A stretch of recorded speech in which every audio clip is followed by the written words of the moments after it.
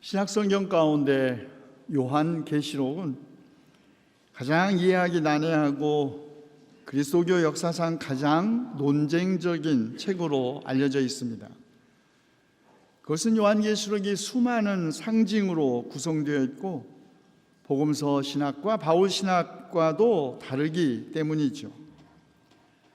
게다가 요한계시록은 그리스도교 역사에서 신비적 열광주의자들 혹은 종말론자들 혹은 분파주의자들이 즐겨 활용한 책이었다는 것도 그 이유 가운데 하나입니다. 요한계시록이 한국교회에 끼친 영향도 결코 작지 않습니다. 한국교회 성령운동의 중요한 인물이자 33인 민족대표의 한 사람으로서 3.1운동에 참여했던 길선주 목사, 요한계시록을 10,000번 읽었다고 합니다. 3.1운동으로 투옥되었을 때도 낮에는 성경을 읽고 밤에는 요한계시록을 암송하면서 기도했다고도 하죠. 주로 그의 말세론과 재림신앙으로 이루어진 그의 부흥에는 암울했던 일제 침략기, 현실에서 많은 그리스도인들에게 희망을 주기도 했습니다. 그렇지만 그의 말세 신앙과 재림 신앙은 신앙의 내면화, 신앙의 비정치화, 신앙의 개인주의화에도 기여했습니다.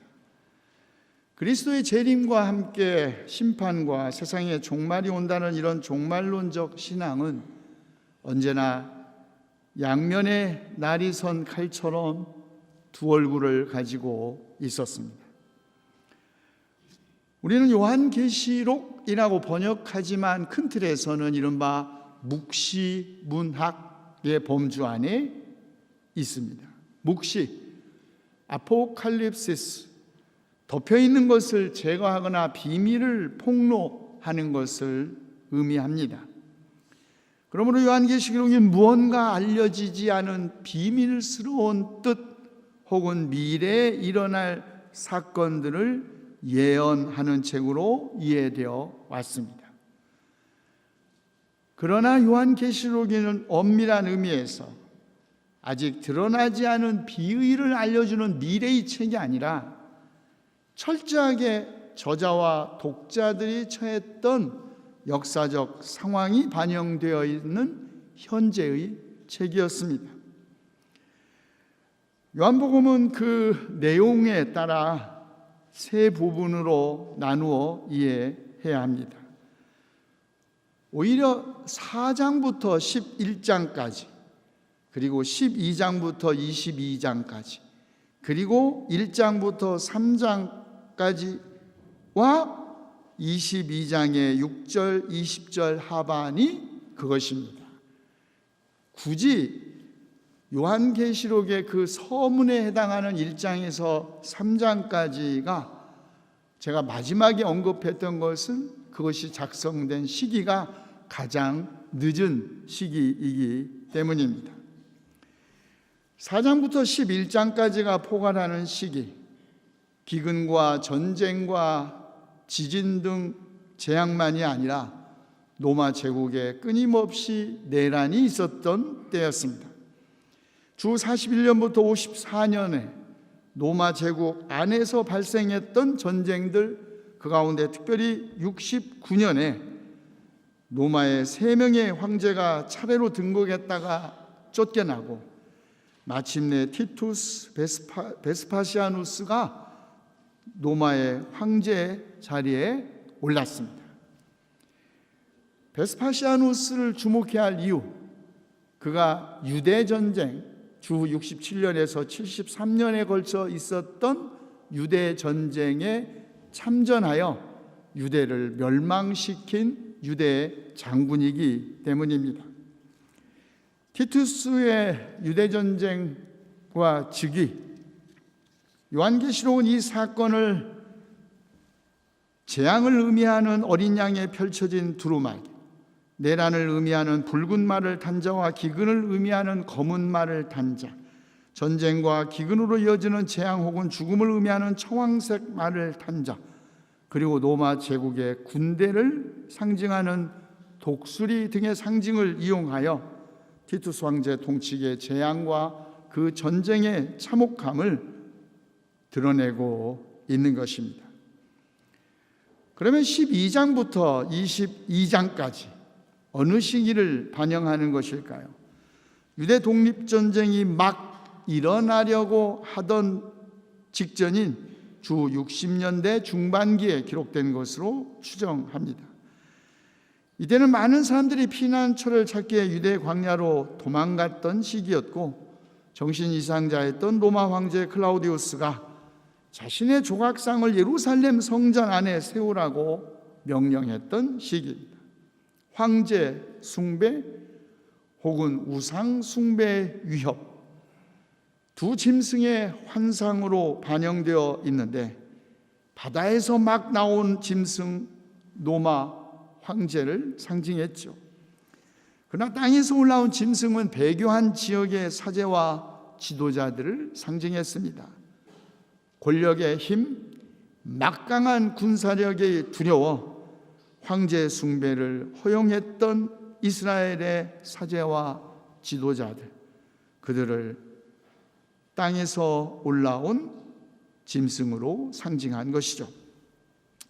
그러나 마침내 하얀 말을 탄 자가 등장하여 이방 나라들을 파괴하고 천년 왕국을 이루어 새 예루살렘을 만들어가는 것이 계시됩니다. 자, 그렇다면 요한계시록의 저자는 누구였을까요? 저자는 자신의 이름을 처음부터 분명하게 밝히고 있습니다. 나 요한은 아시아 7교회에 이 편지를 씁니다. 그의 이름은 요한, 후에 요한계시록이라는 이름이 붙게 된 이 책은 사실은 소아시아에 흩어져 있었던 7교회에 보낸 편지라는 문학적 형식을 가지고 있죠.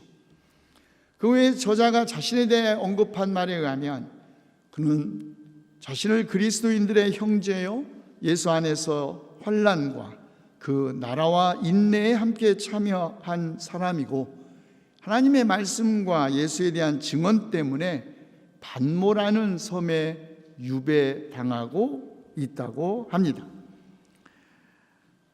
그리고 그가 유배를 당한 것은 그가 예수님을 증언했기 때문이라는 것입니다. 요한계시록은 그러면 어떤 목적을 가지고 기록되었을까요?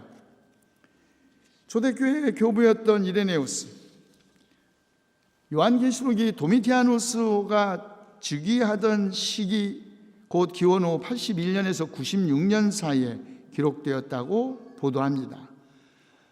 박해의 시기는 지나갔지만 소아시아에 있는 여러 교회들은 여전히 로마 당국과의 아주 첨예한 갈등 속에 살고 있었습니다. 그것은 도미티아누스 황제가 황제들 가운데 첫 번째로 자신을 도미누스 에트 데우스, 주님이자 신이라고 선언하고 고백하고 숭배할 것을 강요했기 때문입니다. 로마의 황제를 주님이자 신으로 숭배하기를 거부하고 나사렛 출신의 젊은 청년, 저주받은 자의 죽음을 상징하는 로마 제국의 정치범의 죽음을 상징하는 십자가에 달려 자기를 낮추신 그분이 우리의 주님, 우리의 하나님이라고 고백했기 때문에 초대교회 그리스도인들은 박해를 받고 죽음을 당한 것입니다. 바로 이런 상황에서 소아시아의 교회들을 향해 로마 제국의 황제가 절대 권력을 가진 폭력적인 통치자이지만 지금은, 그러나 하나님과 그리스도만이 이 시대와 앞으로 다가올 시대의 진정한 통치자이심을 선언하고 확증하기 위하여 요한은 이 계시록을 쓴 것입니다. 그러므로 그리스도인은 두려움 없이 그들의 신앙을 증언해야 한다는 것입니다. 증언은 법적 용어이죠. 진리에 대한 공적인 신앙 고백을 의미합니다. 그리고 이런 신앙 고백은 필연적으로 제국과 부딪힐 수밖에 없었고 필연적으로 박해를 초래했습니다. 하나님으로부터 유임된 소식을 선포하기 위해 박해를 받고 고난을 당하고 심지어는 죽임을 당했던 구약의 예언자들처럼 예수 그리스도의 예언자인 증인들도, 그의 제자들도 그들의 증언 때문에 고난을 당하는 것은 피할 수 없는 운명이었습니다. 그러나 부활하신 그리스도께서 세상의 통치자로 나타나시어 새 하늘과 새 땅을 이루시기 때문에 박해와 억압 가운데서 엄습해오는 우상 권력 숭배 유혹에 넘어가지 말고 신앙 가운데 굳게 서서 충실히 새 하늘과 새 땅이 도래하기까지 기다리라. 이것이 요한계시록의 메시지이죠. 자, 그런데 오늘 우리가 주목하고자 하는 것은 요한계시록에서 표상되는 하나님이 어떤 분이냐 하는 하나님에 관한 호칭입니다. 요한은 하나님을 지금도 계시고 전에도 계셨고 앞으로 오실 전능하신 주 하나님, 이렇게 표현했습니다. 이상하지 않습니까? 마땅히 전에도 계셨고 지금도 계시고 앞으로도 계실 분, 이것이 문법적으로 맞는 거 아니겠어요? 그런데 요한은 전에도 계셨고 지금도 계시고 앞으로 오실 분, 이렇게 하나님을 표현한 것이죠. 예언자 요한은 전에도 계셨던 하나님으로서 창조부터 예수 그리스도에 이르기까지 이스라엘 백성을 선택하시고 계약을 맺어 구원하신 과거의 하나님을 말하는 것이 분명합니다. 그런데 예언자 요한, 지금도 계시는 하나님으로서 죽은 신이 아니라 살아계신 하나님, 박해받고 고난받는 자녀들과 지금 함께 계시는 하나님을 말한 것이 분명합니다. 그런데 놀라운 건 마지막 표상, 미래에 계시는 하나님이 아니라 앞으로 우리에게 오실 전능하신 주 하나님, 우리가 그분에게 가기를 앉아서 기다리시는 분이 아니라 우리에게 끊임없이 오시는 분, 그런 분이 우리의 하나님이라는 말입니다. 하나님의 이런 표상, 어제도 계셨고 오늘도 계시고 내일도 계실 것이라는 이런 표상은 그 시간의 흐름에도 불구하고 변함이 없으신 하나님의 신실하심과 변함없는 하나님의 사랑을 노래하는 표현이겠죠. 하나님은 과거에도 그랬고 현재도 그렇지만 미래에도 그러실 것이라는 말이죠. 그러나 하나님은 움직이지 않는 형이사학적 그런 존재가 아닙니다. 하나님은 스스로 있고자 하시는 대로 존재하시는 분이죠. 우리가 하나님은 이렇게 있으세요 라고 하는 대로 있으시는 분도 아니고, 우리가 하나님은 이렇게 있으셔야 한다고 바라는 대로 있으시는 분도 아니라, 인간의 모든 생각과 기대, 이성과 판단을 뛰어넘어 스스로 계시는 분, 다시 말해 끊임없이 우리를 향해 오시는 분이라는 말입니다. 마찬가지로 예언자 요한은 예수 그리스도도 세 개의 서술어로 함께 표현합니다.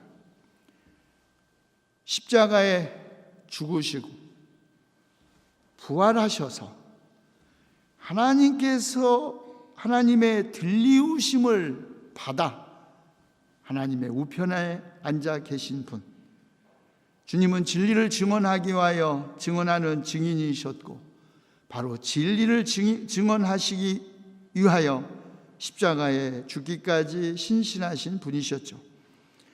그래서 주님의 부활은 모든 죽은 자들, 진리를 증언하기 위하여 목숨을 잃은 자들의 부활의 시작을 의미합니다.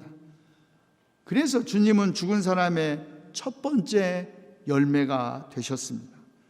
끝으로 주님은 들리우신 자로서 땅 위의 모든 왕들의 지배자, 그는 모든 힘과 권세를 그의 손에 쥐고 있는 분이라는 말입니다. 그렇습니다.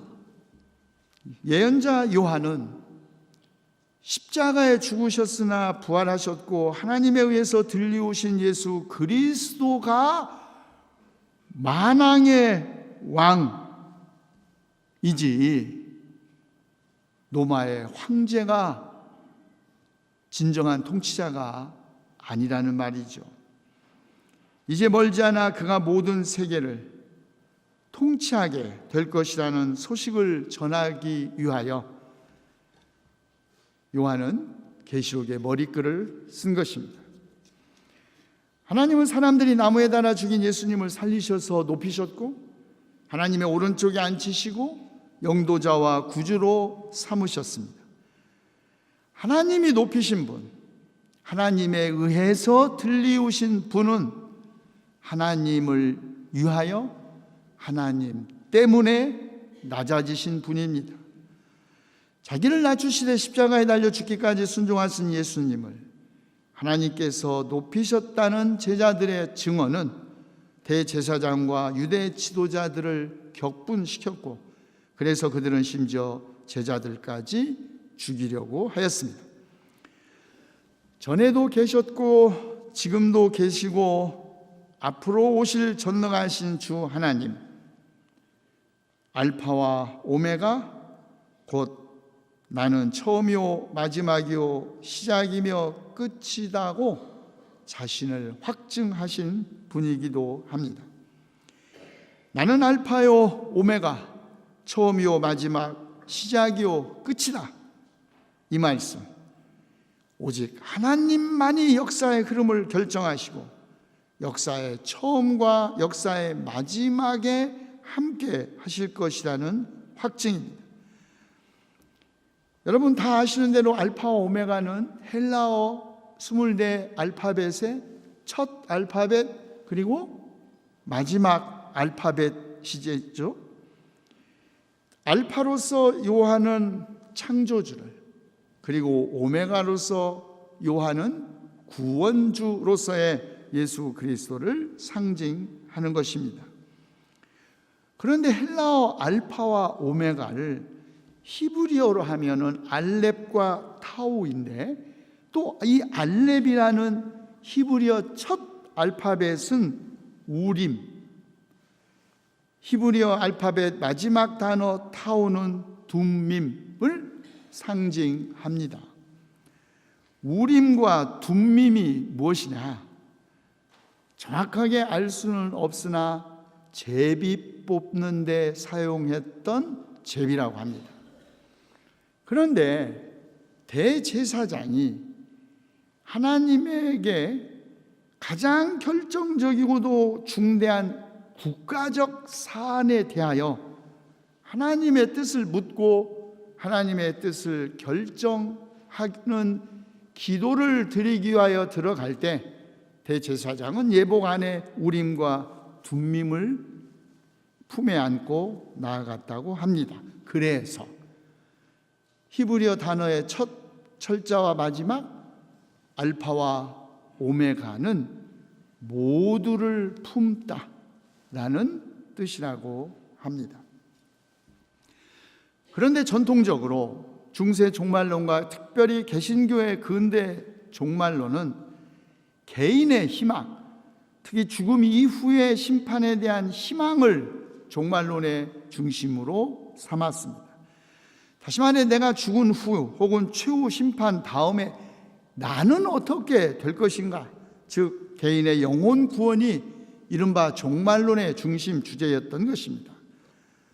그래서 우리 몸뚱아리의 구원, 세계와 우주의 구원은 종말론 이른바 말세론의 지평에서 변두리로 밀려났고 고려되지 않았습니다. 그러나 그리스도교 종말론적 희망은, 그 희망이 만일 지극히 사적이고 개인적인 영혼 구원 문제로만 위축된다면 역사의 종말에 대한 희망은 우리들의 삶을 변혁시키고 세계를 변화시킬 수 있는 힘과 우리의 구원의 우주적 지평을 이해할 수 있는 가능성을 상실하게 될 것입니다. 요한계시록은 죽음 이후의 심판과 영혼 구원에 대한 전망을 계시하는 책이 아닙니다. 요한계시록의 진정한 주제는 종말이 아니라 새로운 창조, 모든 피조 세계의 새로운 창조입니다. 그래서 요한계시록의 21장 마지막, 보아라 내가 만물을 새롭게 한다 그랬습니다. 하나님은 미래 우리를 기다리고 계시는 분이 아니라 우리에게 오시는 분입니다. 하나님을 죽음 후의 심판과 구원이라는 무기를 들고 인간의 영혼을 기다리고 계시는 분이라는 생각, 우리 크리스찬을 다만 소심한 크리스찬으로 만들 뿐입니다. 그러나 하나님은 언제나 우리에게 오시는 분입니다. 그러므로 우리는 깨어 있어야 하죠. 혼인잔치에 신랑이 언제 올지 모르기 때문에, 하나님 나라가 도둑처럼 오기 때문에 우리는 언제나 깨어 있어야 합니다. 깨어 있다는 말은 무슨 뜻일까요? 잠자지 않는다는 뜻이 아니죠. 우리 시대에 고통받는 이웃의 신음소리에 민감하게 대응하는 것을 의미합니다. 모든 온갖 폐기물로 오염되고 파괴되는 산과 바다, 물과 공기 같은 온 생명이 느끼는 그 아픔, 우리 몸으로 함께 느끼는 것을 의미하죠. 그러므로 그리스도교 구원의 전망 혹은 선교는 개인만이 아니라 세계와 우주적 차원, 모든 피조 세계로 확대되어야 합니다. 예언자 요한이 보았던 새하늘과 새 땅, 하나님께서 모든 피조 세계 안에 친히 임재하셔 모든 사람들의 눈에서 눈물을 닦아주시고 다시는 죽음이 없고 슬픔도 울부짖음도 고통도 다 사라진 현재입니다. 또한 요한이 보았던 거룩한 도성 새 예루살렘, 수정같이 빛나는 생명수의 강이 흐르고 강 옆에는 생명나무가 있어 그 나뭇잎은 민족들을 치료하는 데 쓰이는 도시, 저주를 퍼붓는 일, 저주를 받는 일도 없는 도성, 하나님의 영광이 비치시기 때문에 등불이나 햇빛 같은 에너지가 필요 없는 공간, 이런 현재, 이런 시간과 공간이 새하늘과 새 땅, 새 예루살렘, 예언자 요한이 보았던 새로운 창조였습니다. 그렇다면 우리는 이렇게 묻지 않을 수 없습니다. 오늘 우리에게 오시는 하나님은 우리와 함께 어떤 세상, 어떤 새로운 창조, 어떤 도시를 만들기를 원하시는 것일까요? 지구상의 유일한 분단국가, 자기 힘으로 스스로의 독립과 자주도 못 이루어 이 분단 현실 때문에 지금도 고통받는 사람들이 있는 세상, 불의와 가난과 차별 때문에 고통받는 사람들이 있는 세상, 소위 전현직 국회의원이라는 사람들이 자식의 죽음에 대한 세간의 동병상련을 헤쳐먹고 찜쪄먹고 그것도 모자라 뼈까지 발라먹고 진짜 징하게 헤쳐먹는다고 징글스럽다고 세월호 희생자 유족만이 아니라 온 국민의 가슴에 대못을 박는 이 세상에, 그러면 모든 사람의 눈에서 눈물을 닦아준다는 그 새하늘 새 땅, 어디에서 어떻게 오는 것일까요? 기분 나쁘다고, 째려보는 것 같다, 묻지마 살인을 하고 종교의 이름으로 테러가 행해지고 민족의 이름으로 학살과 인종 청소가 그치지 않는 세상, 돈이 되면 전쟁도 만들어서 일으키고 전쟁도 불사하는 세계, 이념과 색깔론으로 분열되어 증오에 가까운 대립으로만 치닫는 광화문 광장 한가운데, 그 어디에 도대체 민족들을 치료하는 데 쓰일 수 있다는 생명나무는 어디에 있단 말일까요? 기후변화와 생태계 파괴, 이제 인류의 생존이 위협받는 이 지구를 구할 수 있는 하나님의 영광의 빛, 어디에 있는 것일까요? 오늘 또 우리에게 오시는 하나님, 우리에게 이렇게 물으시는 하나님이십니다. 기도합시다. 지금도 계시고 전에도 계셨고 또 앞으로 오실 전능하신 주님께서 그렇다 내가 곧 가겠다고 말씀하셨으니 아멘, 주 예수여 오시옵소서. 그리하여 만물을 새롭게 하시어 주님 백성의 눈에서 눈물을 닦아주시고 슬픔도 울부짖음도 고통도 죽음도 없는 새하늘과 새 땅 이루어지게 하시옵소서. 우리도 주님의 그 거룩한 구원의 역사에 동참하여 하나님의 영광의 빛 온 누리에 펼치게 하옵소서. 우리 주 예수 그리스도의 이름으로 기도하옵나이다.